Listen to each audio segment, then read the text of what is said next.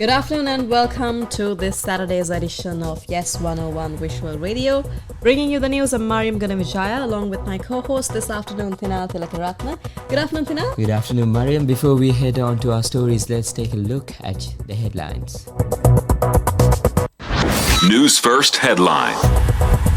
Saman Ratnayake to court next week to provide confidential in-camera statement over medicine procurement scandal. UN Human Rights Chief raises concerns over proposed laws, unresolved human rights issues. Sri Lankan criminals in foreign custody to be repatriated, says IGP. In news overseas, Biden says US military to airdrop food and supplies into Gaza. In sports, Raducanu receives Indian Wells wild card.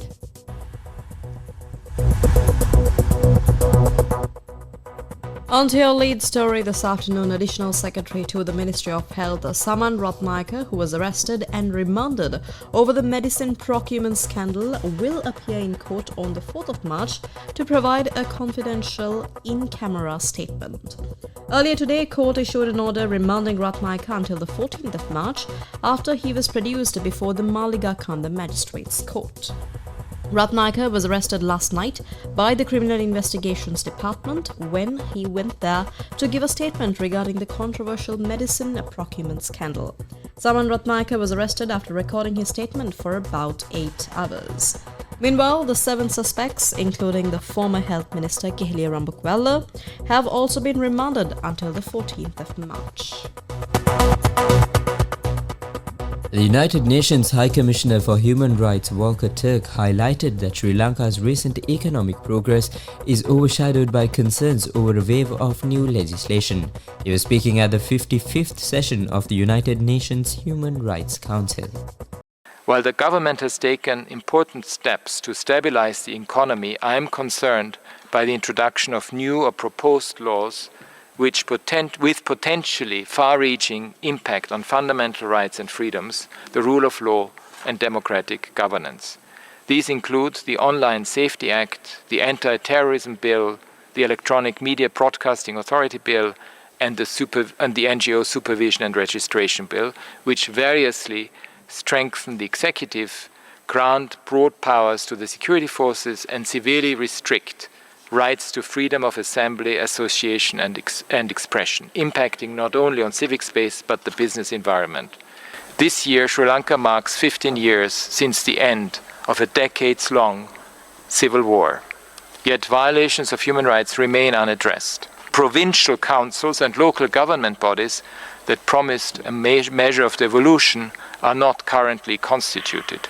It is almost 5 years since the devastating Easter Sunday bombings, and despite Supreme Court orders, victims are still seeking truth and justice. While the government has introduced a draft legislation for a Commission for Truth, Unity and Reconciliation, the environment for a credible truth-seeking process remains absent. My office continues to receive allegations of surveillance, harassment and arrests by security forces, of civil society representatives, journalists and victims, as well as of people who have been involved in organizing commemoration events for victims of war. Last week, the appointment of a new Inspector General of Police was confirmed, despite the Supreme Court's finding that he was responsible for torture of an individual in 2010. These cases highlight the need for comprehensive security sector reform. In more local news, Inspector General of Police Deshabandhu Thenakun says a team of officers from the Criminal Investigation Department are preparing to repatriate Sri Lankan criminals who are in foreign custody. The Inspector General of Police says that the team of officers will be deployed as soon as the relevant countries are notified.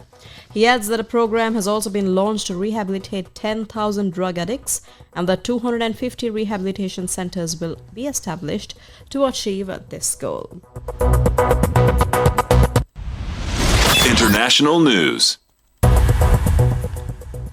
US President Joe Biden announced plans to carry out a first military airdrop of food and supplies into Gaza a day after the death of Palestinians queuing for aid threw a spotlight on an unfolding humanitarian catastrophe in the crowded coastal enclave.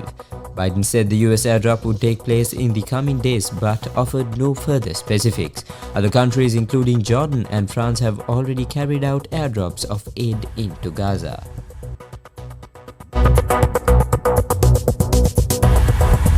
Sports news. And in tennis news, Britain's Emma Raducanu has been given a wild card for Indian Wells next week. The 21-year-old is ranked 252nd in the world as she continues her comeback from an 8-month injury layoff. American 7-time major champion Venus Williams, aged 43, and Danish former world number 1 Caroline Wozniacki have also been handed wild cards for the WTA 1000 tournament in California.